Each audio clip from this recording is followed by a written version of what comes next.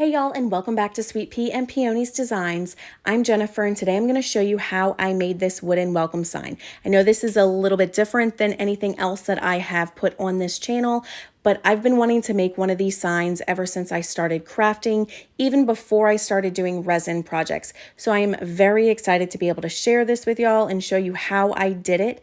All of the products that I used will be linked in the description below. So without further ado, let's go ahead and get started. So we're starting out with an 18-inch round from Craft Deals, and it's a 1/2 inch thick. I'm using my orbital sander, and I'm using an 80 grit sanding pad right now. I'm doing the front, back, and sides, and then I'm going to sand it again with a 220 grit pad.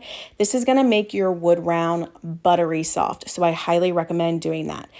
Now I'm just opening up my stain, stirring it with a stir stick. This is Early American from Minwax.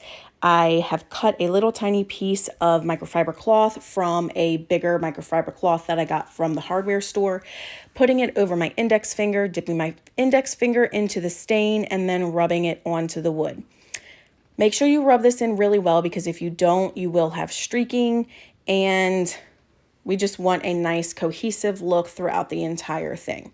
So I did the front, back, and sides all the same way with my index finger and the microfiber cloth and dipping it in our stain.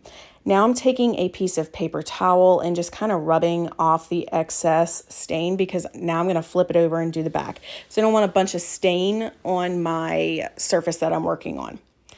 So again, doing the same thing on the back.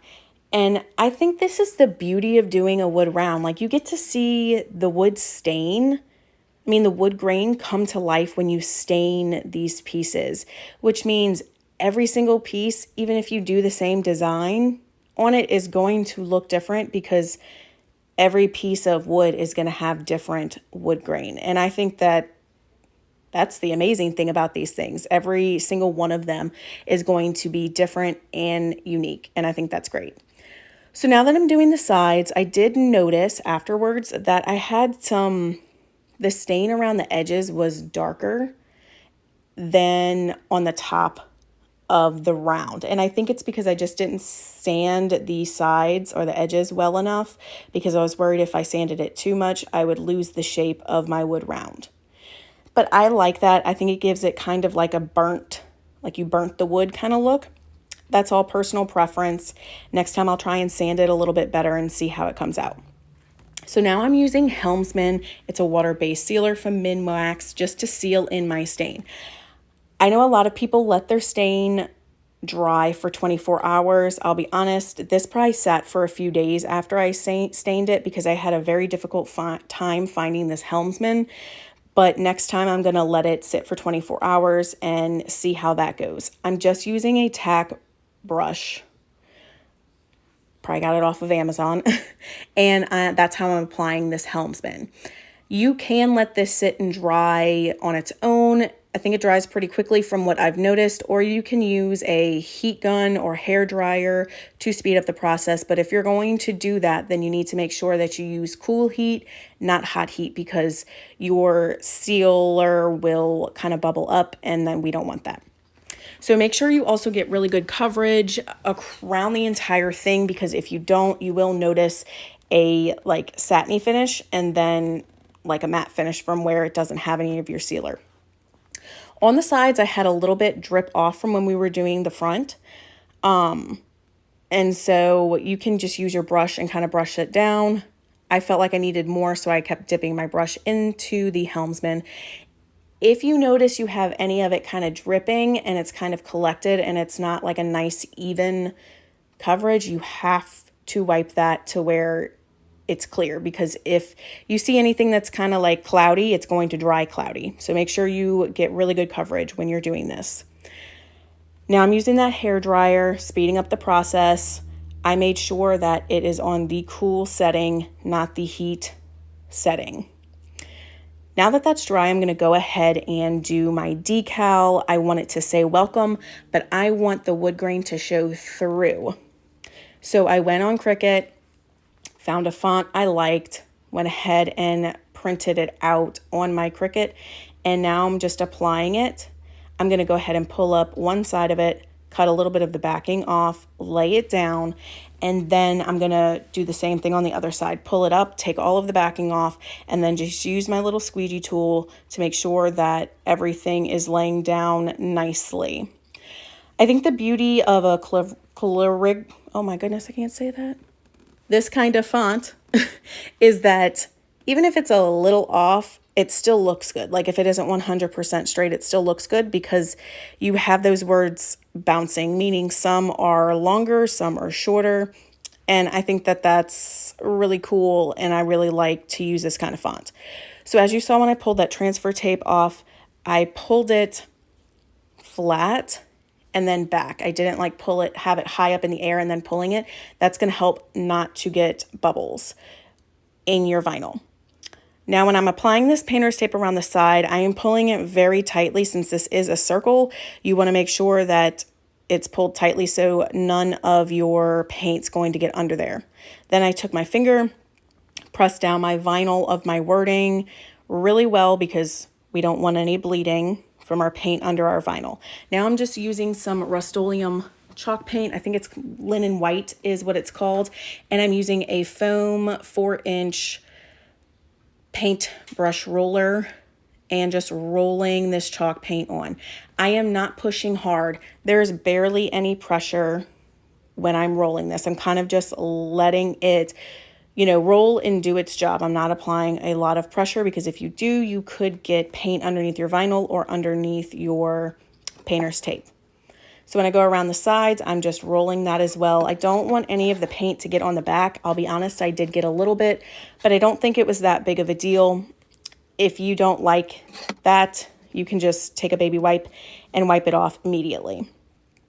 Now I'm using my hairdryer again on that cool setting because if you go to speed up the process by using any kind of air and you use hot heat, you will crack your chalk paint. So make sure it is always cool air.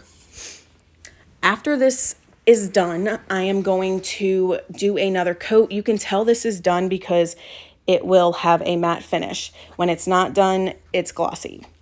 So now I'm going to go ahead, same thing, and I'm going to go ahead and roll it again, not with a lot of pressure because we don't want any of that paint to get underneath that vinyl, although we've kind of created a seal by this being the second coat. We've kind of created a seal with our first coat. So we shouldn't have any issues with that, but again, we don't want to put too much pressure because if we put too much pressure around the edges, then the paint's going to drip down the sides.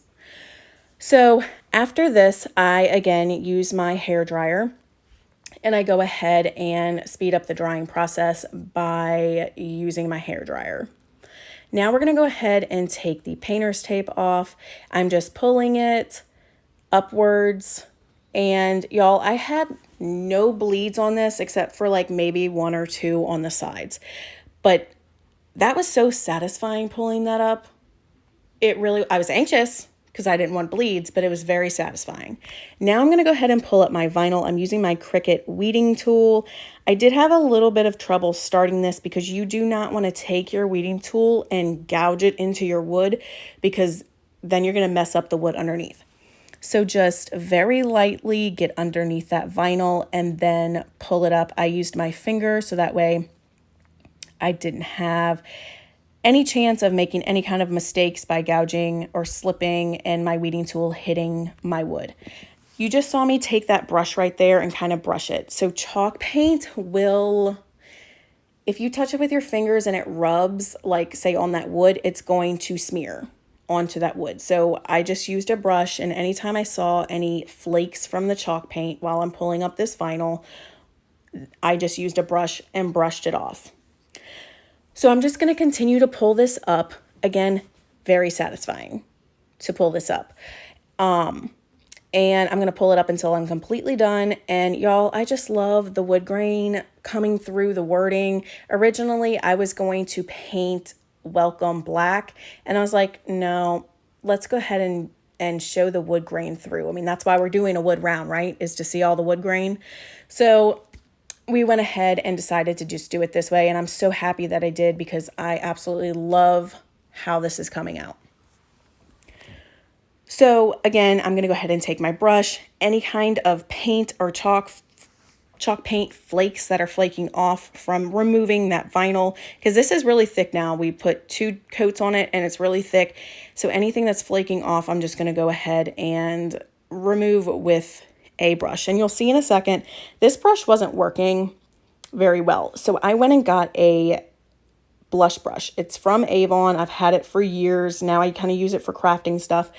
And this worked really well to get the flakes off. That other tack brush, just, it wasn't cutting it. So now I decided that I had a lot of space in between the top of Welcome, and not a lot of space at the top of Welcome, and a lot of space at the bottom of Welcome to the bottom of our round. So I decided to put To Our Home, Welcome to Our Home, at the bottom to kind of fill in some of that. So I created a stencil with my Cricut, picked a font that I liked, and now I'm going to put painter's tape around that stencil so that way I don't get any of the black that I'm going to paint that with on my white. And I would recommend, see that little spot at the bottom that I didn't cover up? I would recommend covering up because I got some black paint on it. So now again, I'm using a foam roller and just rolling that black paint on top of this stencil. Now, you see how I went up, down, and around? Don't do that. See, I got some black paint. Just, if you make a mistake, if you get paint on anything, make sure that you have a baby wipe handy because that will help you to get it up very quickly. Now I'm using a hair dryer to blow dry it. But so what I was saying was I rolled my paint with the roller sideways and then up and down. And as I'm taking this painter's tape off and then the stencil vinyl, I am realizing that it bled. The black paint bled. My wording is not as crisp as I would like. And I think it's because I was rolling it along the paint and then up and down the wording. And so I did not fix the words because I was afraid that if I tried to fix it, I would mess it up more than it was already kind of messed up. So I just left it. But I'll explain about paint bleeding in a little bit. So you saw me take my Cricut tool and I took the vinyl out that I needed to take out. Now I decided I still had a lot of space underneath To Our Home. So I wanted to add a little bit more design in there. So I'm just taking some painter's tape and I am creating a spot to have 2 black lines. Same roller and same black chalk paint. And I'm just going to paint it. And then you'll see I kind of remove that little tiny piece of blue painter's tape at the bottom of my round in a second. Don't forget your sides unless you don't want to have black, continue the lines on the side. That's all personal preference as to what you wanted to do. But I wanted to kind of complete it by going ahead and doing the sides as well. So now you can see I took off that blue painter's tape to paint that little tiny spot at the bottom to give us a second line. Again, painting the bottom of it. If you get too much paint on the back of your round, it's okay. Like I said, you can just take a baby wipe and just wipe it off really quickly. So now, again, drying it with our hair dryer. And then I'm going to go ahead and remove the painter's tape. And again, y'all, as I'm doing this, these lines bled as well. I had made sure that I kind of put a lot of pressure on my painter's tape and I didn't think that it was going to bleed, but it did. So I was going to, in this video, do a little fix for y'all, but it made the video way too long. So I'll have a separate video on how I fixed this round. So now that I have it all fixed, which again, I'll do in a separate video, I'm going to use Polycrylic water-based spray seal. I know a lot of people say when they go to seal it with this Helmsman, their paints kind of streak. So I went ahead and used Polycrylic water-based sealer, sprayed it all along my wood round and let that dry. Now I'm going in and I'm using the Helmsman water-based sealer to seal our wood round. Polycrylic is for indoor use. Helmsman is for outdoor use. So if I were to just leave the polyacrylic on there and not put anything over it, I run the risk that my sign gets wet because it's an outdoor sign, and then everything kind of bleeds and runs. So that's why I use polyacrylic spray to seal the paint in, so that way I could then brush on the Helmsman sealer, so that way it's safe to have it outside. My husband helped me with this. I went ahead and got my greenery, figured out where I wanted it. He used a staple gun and stapled everything together for me. And then he went ahead and did the same thing for my bow. I just stapled it in. On my next wood round, I'll kind of have the same viewpoint that the rest of this video was in. But basically we just took the back bow and put staples in it. Next video, I'll also have how I created the bow. I thought I had that, but apparently I did not press record. Now he's just using a screwdriver to screw in some D-hooks and got those in for me. Now this is what I'm using to hang my door hanger. This is the same ribbon that I used to make the bow. I'm just hot gluing the burlap down because it's a very thick ribbon and I just didn't want it to be way too thick. So again, hot gluing the burlap down, and then I will just have the lace showing on my door hanger. So when I'm done with that and it's dry, I'm just going to put the lace through the D-hook, and I'm going to show that in just a second. Through the D-hook, create a little bit of a flap, and then I'll use my hot glue gun to glue that extra fabric down there to the ribbon. And like I said, y'all will see that in a second.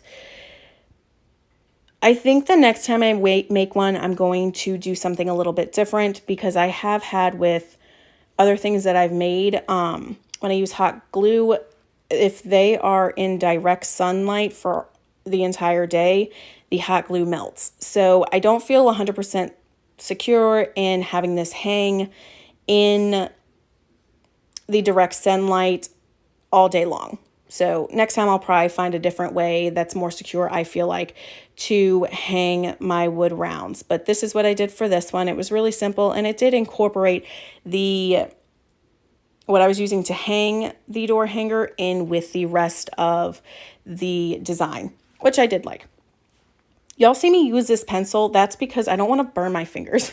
I saw from Unicorn Dust Designs, which is where I got a lot of my information on how I make door hangers, from her, but she has a hot glue pencil. And so you just use that to kind of hold down your material until the wood is dry, so that way you don't burn your fingers. Great idea. Love it. Everybody has pencils in their house, so that's really convenient. Here, some of my burlap was kind of just coming up, so I just added a little bit more of the hot glue and made sure that it was really secure. And then, y'all, we are completely done with this. This was sped up. Next time I'll try not to speed it up as much. Here is our wooden welcome sign. I love how this came out, from the wood grain shining through the wording, the sparkle in our greenery, the beautiful lace and burlap bow, and the little bit of extra design we put at the bottom of our round. Definitely expect more projects with wood rounds from me, because I absolutely loved doing this. If you liked it, please let me know by giving me a big thumbs up. Let me know in the comments, and don't forget to subscribe and hit the notification bell so you never miss another video from me. I hope y'all have a great day.